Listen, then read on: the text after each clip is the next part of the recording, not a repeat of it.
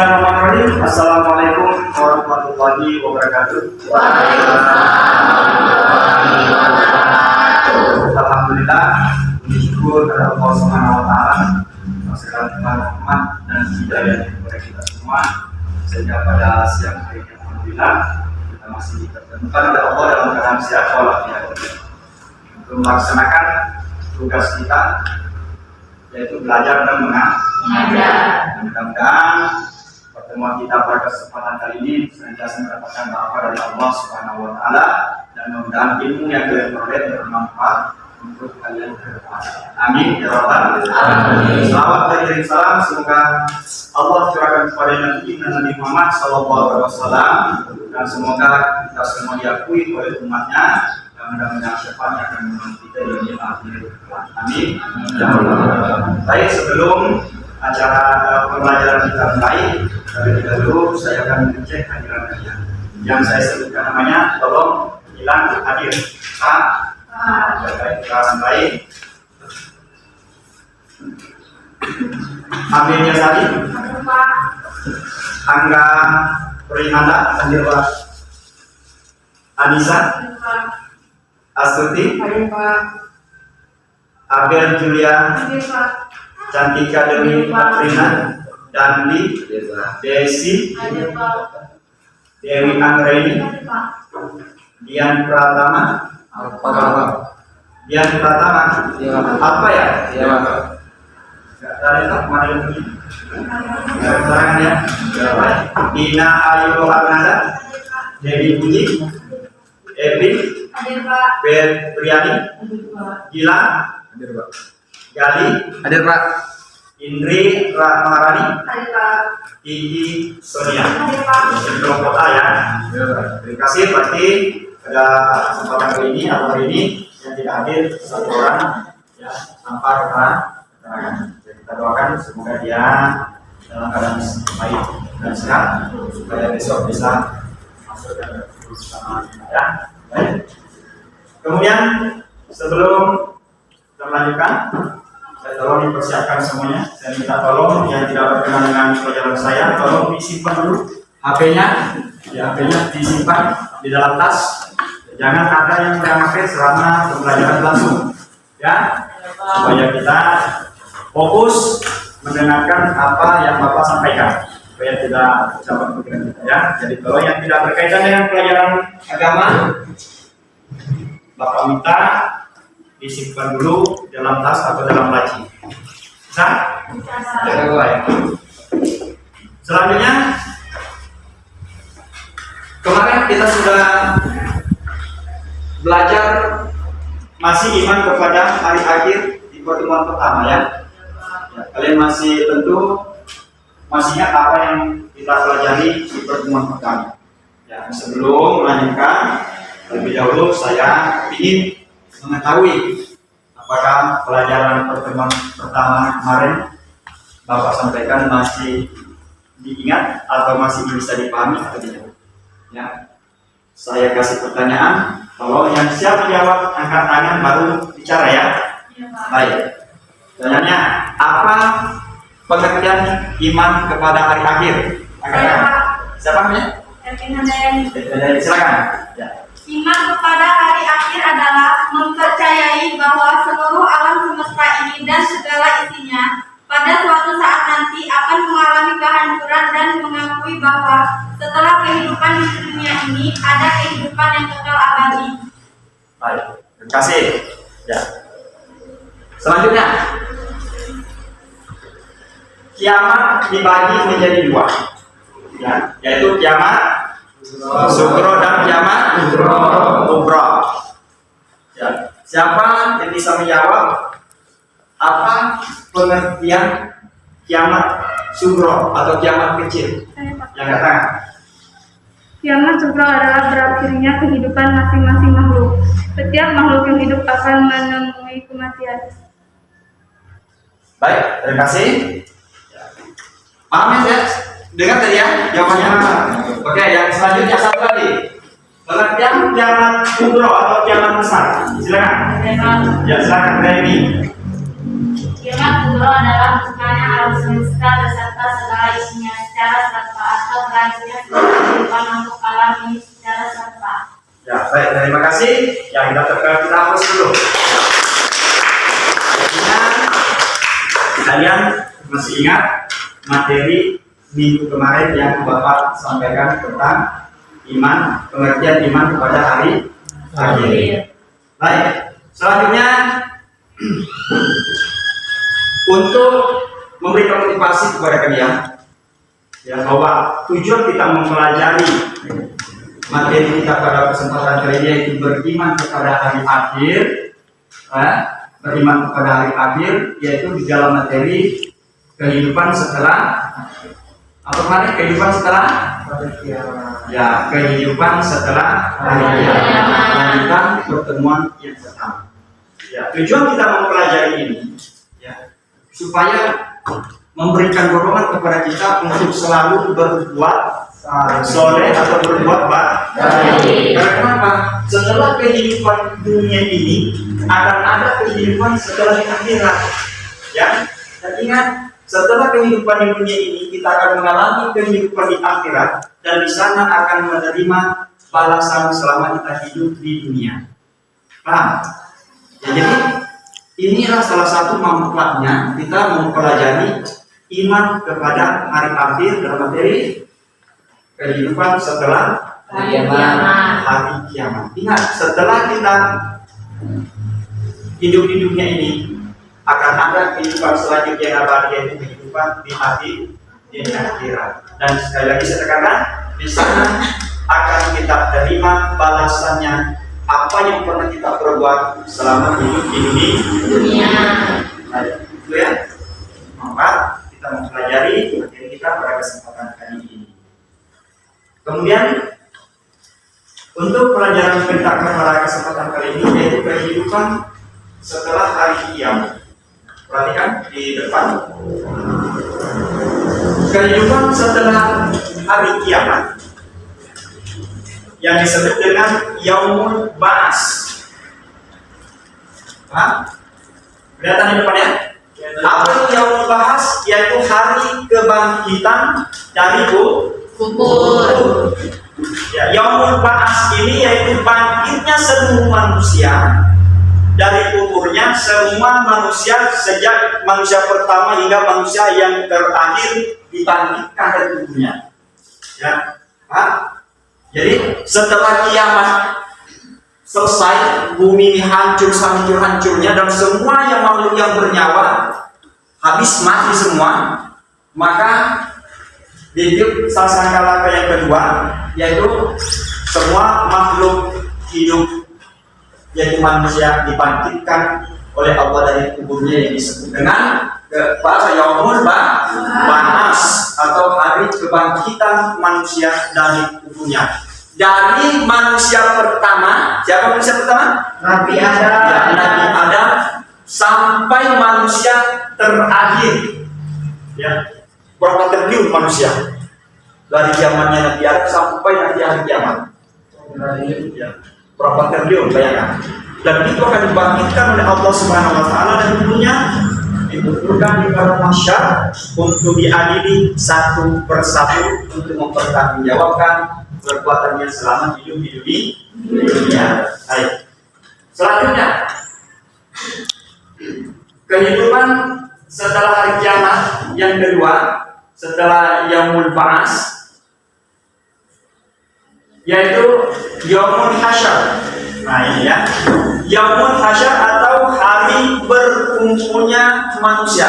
Jadi setelah Yaumul Ba'ats dibangkitkan, maka fase yang kedua yang kita alami nanti setelah hari kiamat dan kita berada di alam akhirat, yang kedua adalah Yaumul Hasyar. Ya, di mana manusia akan dikumpulkan dalam satu tempat. Itu manusia digiring ke suatu tempat lapang yang bernama mahsyar. Ya, atau padang mahsyar, disebut padang mahsyar karena terhempas seluas langit dan bumi. Di situ tidak ada tempat tertentu, nggak bisa lagi kita mau kemana-mana. Ya, semua manusia dari pertama sampai terakhir akan dikumpulkan di padang mahsyar. Gunanya apa? manusia pertama sampai terakhir tidak ada satupun yang ketinggalan di antara mereka, sebagaimana firman Allah berikut ini artinya, ya, yang artinya, dan kami kumpulkan mereka seluruh manusia dan tidak kami tinggalkan seorang pun dari mereka. Surah Al-Kahfi ayat 47. Ya, jadi di padang mahsyar itu jangan kalian berpikir bisa jemput supaya kelihatan, nggak ada. Semuanya kita ada di padang mahsyar itu tidak ada yang terlewatkan. Ya. Itu fase yang kedua yang kita akan kita alami setelah kita dibangkit, setelah kiamat atau setelah hancurnya bumi ini. Ya, itu fase kedua di yaumil akhir. Kemudian yang ketiga, ya, fase yang ketiga yaitu yaumul hisab. Nah, yaumul hisab atau hari perhitungan atau yaumul mizan, hari penimbangan. Kemarin ada yang pertimbangan ya? Ya, Pak. Hari penimbangan itu artinya yaumul hisab atau hari pengadilan. Kita akan jadi. Setelah kita dikumpulkan di padang mahsyar, maka fase yang kedua yang disebut dengan yaumul hisab atau hari perhitungan. Nah, atau yaumul mizan atau hari penimbangan. Apa itu?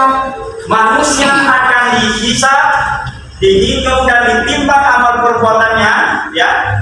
Hisab adalah perhitungan semua amalan manusia yang dilakukan selama hidupnya di dunia. Ya, jadi dihisab semua, diperhitungkan. Sekecil apapun, seperti yang saya sampaikan pertemuan pertama, bahwa sekecil apapun yang kita perbuat akan diminta pertanggungjawabannya oleh Allah Subhanahu wa taala. Baik perbuatan baik ataupun perbuatan buruk akan diminta pertanggungjawabannya oleh Allah Subhanahu wa taala. Ya, selanjutnya yaitu fase yang keempat, yaumul jaza atau hari pembalasan atau yaumul fasal, hari keputusan. Nah, jadi setelah kita dihisab, diadili oleh Allah satu persatu, maka Allah tetapkan, ya, atau yang disebut dengan hari pembalasan. Akan kita terima balasan dari Allah Subhanahu wa taala apa yang pernah kita perbuat selama hidup di dunia atau yaumul fasal atau hari keputusan. Maka kita akan diputuskan kita berada nanti di surga atau di neraka. Ini fase yang keempat yang akan kita lalui nanti setelah hari kiamat. Selanjutnya,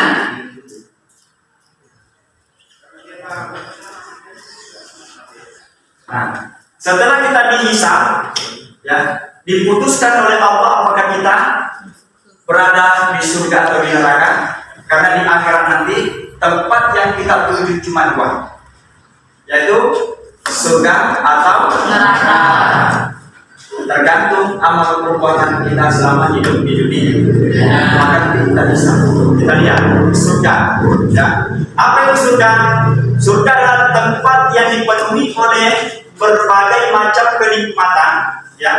Tempat tersebut disediakan Allah Subhanahu wa taala untuk para hamba yang berbakti dan taat kepadanya. Ya. Jadi surga itu diperuntukkan bagi orang-orang yang taat beribadah kepada Allah, ya, yang selalu melaksanakan perintah Allah dan menjauhi segala larangan. Itu adalah tempatnya adalah surga. Ya, kalau kita ingin ke surga, Allah sudah memberikan petunjuk kepada kita jalan menuju surga, ya, tinggal kita mau ke surga atau tidak, ya. Karena banyak orang di dunia ini sudah dibilang surga kayak gini, tapi dia tidak mau surga. Apa benar ada orang yang tidak mau surga? Boleh tanya, memang semuanya mau, tapi apa yang dilakukan tidak menunjukkan bahwa dia mau ke surga. Contohnya apa? Orang yang tidak mau surga. Coba saya tanya, siapa bisa jawab? Apa contoh? Coba berikan contoh orang yang tidak mau ke surga. Siapa? Pak? Ya, siapa Pak? Sering mabuk-mabukan. Ya, sering mabuk-mabukan atau meninggalkan sholat. Itulah contoh orang yang tidak mau ke surga. Meninggalkan sholat seenaknya saja. Itu adalah contoh orang yang tidak mau masuk surga. Walaupun kalau ditanya, kamu masuk surga? Mau. Tapi sholat enggak. Ya, ucapannya mau, tapi perbuatannya tidak menunjukkan dia mau ke surga. Itu salah satu contohnya meninggalkan sholat. Itu tanda atau contoh orang yang tidak mau masuk surga. Kemudian yang kedua, kemudian kenikmatan yang ada di dalam surga itu digambarkan oleh Allah Subhanahu wa taala dalam firman-Nya yang artinya sesuatu yang belum pernah terlihat oleh mata. Ya. Jadi kenikmatan yang ada dalam surga itu adalah sesuatu yang tidak pernah terlihat oleh mata. Apa yang paling nikmat di dunia ini? Yang pernah kalian rasakan?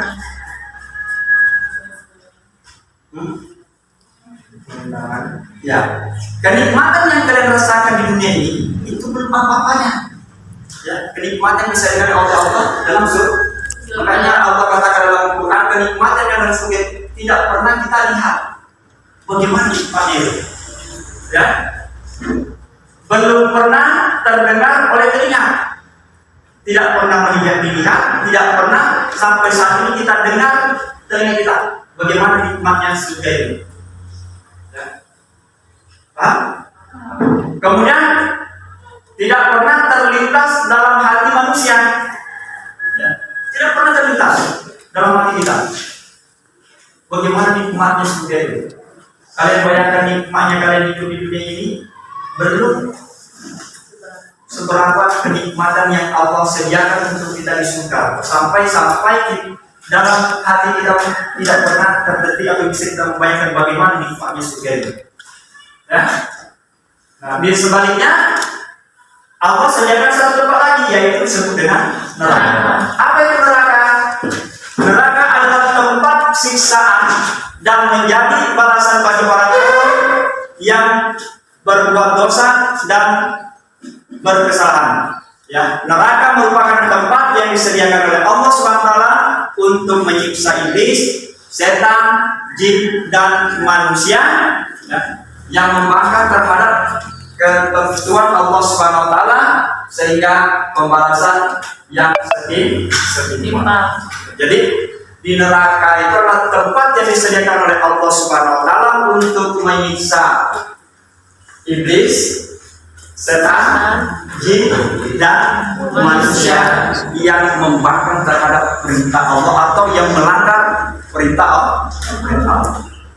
Jadi inilah dua tempat yang disediakan oleh Allah Subhanahu wa taala kepada kita di akhirat, yaitu surga atau neraka. Inilah fase yang akan kita alami setelah hari kiamat. Ada berapa? Ada berapa fase? Ada 4. Ya. Yang pertama atau disebut dengan yaumul fasal. Yang kedua yaumul hasyar atau hari berkumpulnya manusia. Dan yang ketiga yaumul hisab hitungan, dan yaumul hisab atau hari pertimbangan. Dan yang keempat yaumul jaza, hari pembalasan atau yaumul fasal, hari keputusan. Dan yang terakhir ada yang disebut dengan surga dan neraka. Ya, sudah Bapak jelaskan tadi. Silakan. Selanjutnya perhatikan di depan tugas kelompok. Ya. Tugas kelompok, buatlah 5 atau 4 kelompok diskusi. Yang satu kelompok berisi 5 atau 7 karena kita tidak memungkinkan, ya, karena kita sekarang masih tetap muka terbatas. Jadi kita buat kelompok seperti biasa kelompok yang kita buat, yaitu 4 kelompok ya.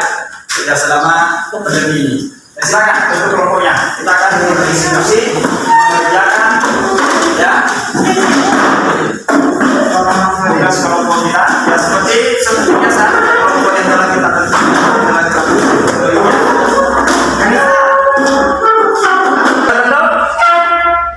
Sudah terbentuk semua? 4 kelompok. Ya, perhatikan di depan.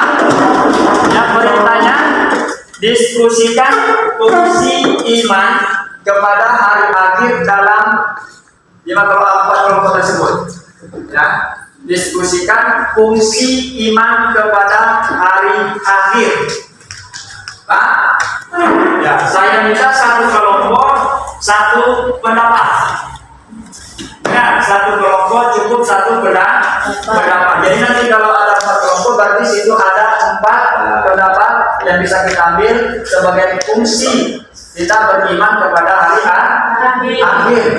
Ya, saya kasih waktu 15 menit, kemudian nanti kita presentasikan masing-masing kelompok diwakili 1 orang sebagai juru bicaranya untuk menyampaikan hasil diskusi kelompoknya masing-masing.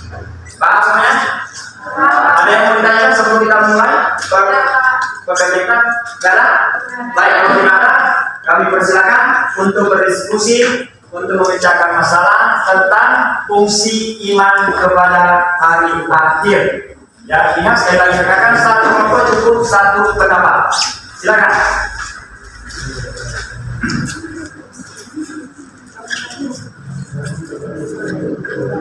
Silakan kerjakan waktu 15 menit.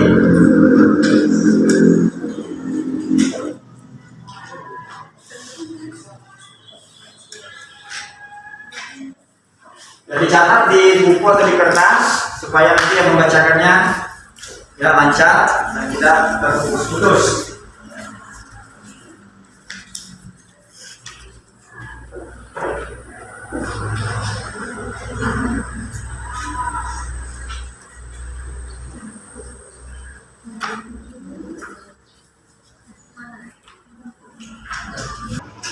Bisa kita kelompok siap.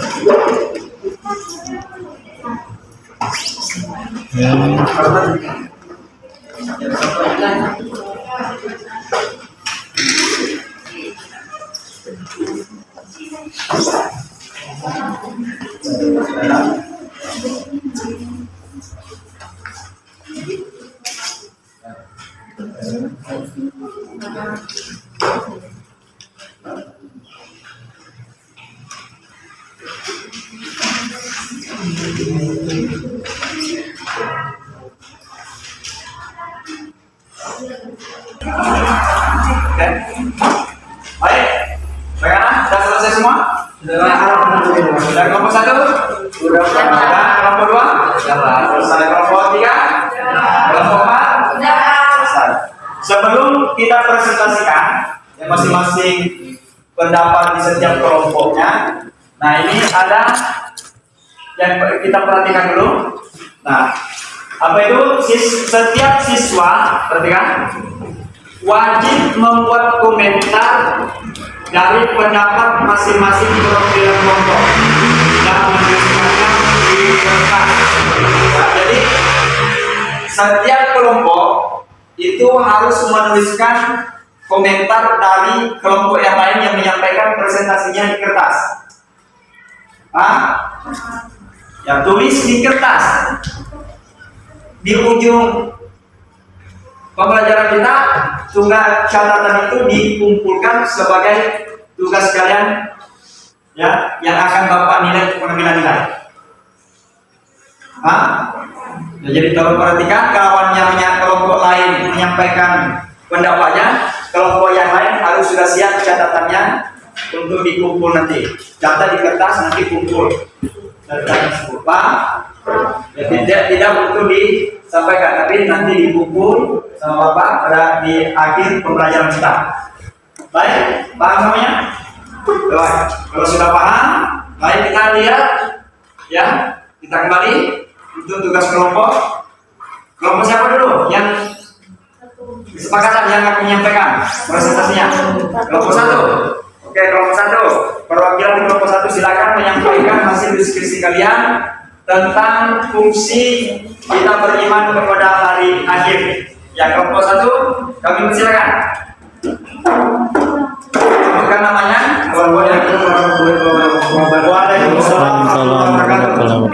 Perkenalkan, nama saya Angga Primanda, perwakilan dari kelompok 1. Fungsi dari beriman pada hari akhir adalah pendorong untuk beramal saleh atau berbuat baik. Iman kepada hari akhir menjadi pendorong paling kuat bagi orang mukmin untuk mengerjakan perbuatan baik dan menjauhi larangan-larangan Allah Subhanahu wa taala.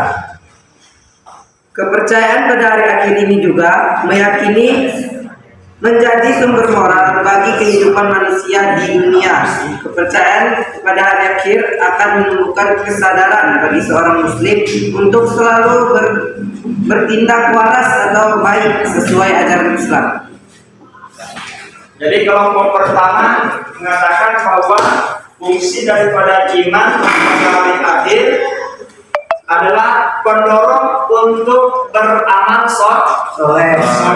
Ya, karena iman pada hari akhir adalah menjadi pendorong paling kuat orang mukmin mengerjakan perbuatan yang baik atau perbuatan soleh dan menjauhi larangan Allah. Jadi kalau kita beriman kepada hari kiamat, fungsi pertama manfaatnya itu adalah merupakan pendorong bagi seorang untuk berbuat baik, karena kita yakin bahwa satu saat nanti apa yang kita perbuat di dunia ini akan diminta pertanggungjawabannya di akhirat. Baik, terima kasih untuk kelompok 1, kita kasih hapus dulu. Baik, kita lanjut untuk kelompok 2 untuk menyampaikan presentasinya atau kepada perwakilan kelompok 2, kami silakan. Assalamualaikum warahmatullahi wabarakatuh. Waalaikumsalam warahmatullahi wabarakatuh.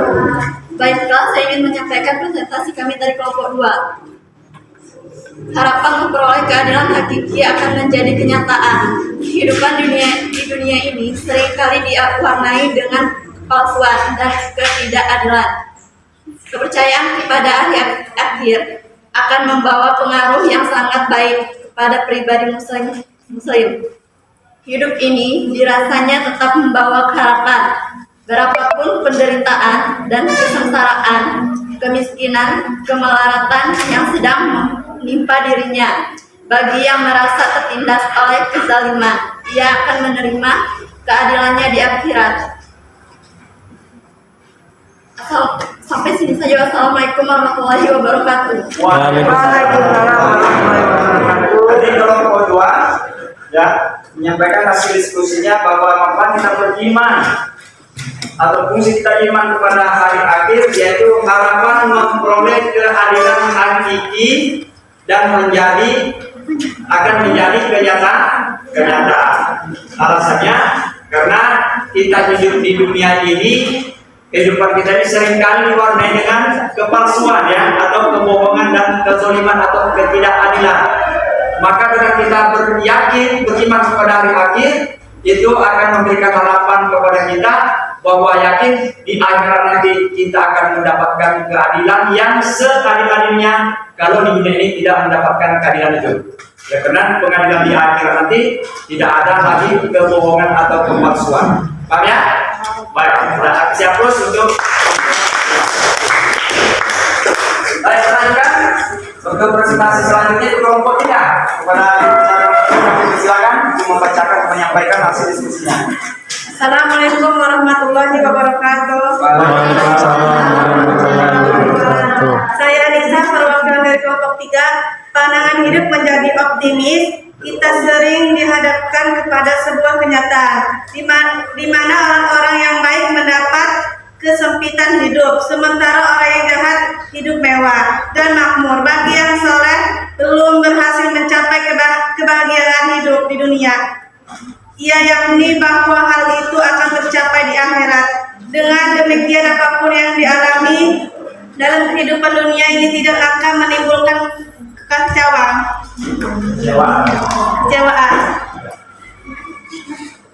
Baik, itu pendapat atau presentasi hasil diskusi kelompok ini menyampaikan bahwa fungsi iman atau manfaat dari iman pada hari akhir yaitu pandangan hidup menjadi optimis. Dan pandangan hidup menjadi optimis maksudnya di sini sampai ke kelompok 3 tadi, ya, bahwa kita lihat di kenyataan kita, di lingkungan kita yang berbuat dosa, berbuat buruk, kehidupannya serba kecukupan, sementara yang berbuat baik atau soleh, kadang-kadang kita lihat kehidupannya sangat kurang atau tidak berkecukupan.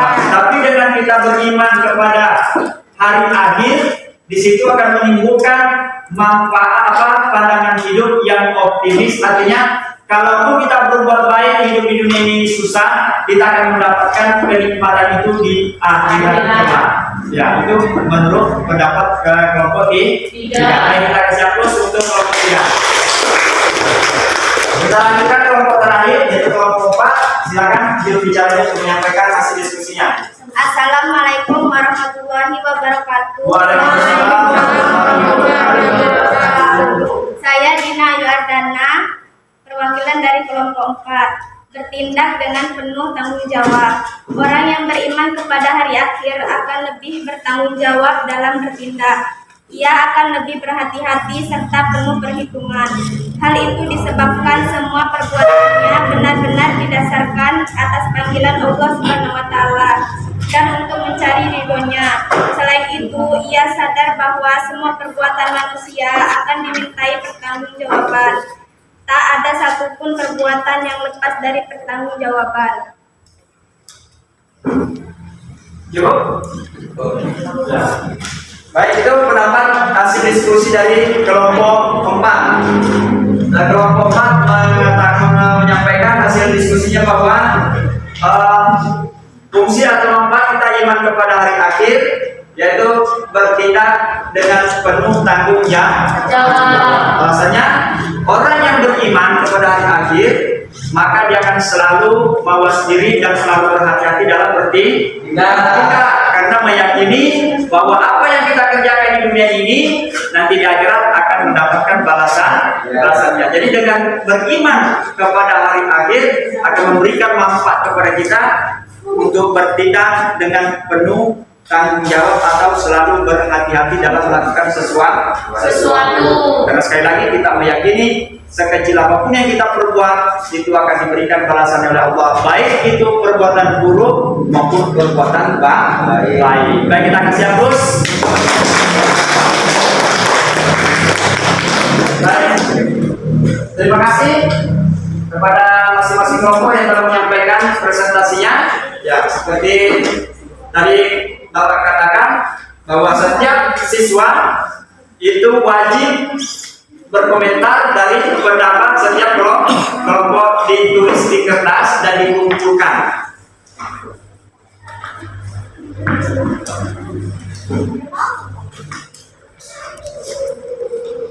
Dicatat di kertas, catatannya disimpan dulu, nanti kita dikumpul setelah pembelajaran selesai. Ya.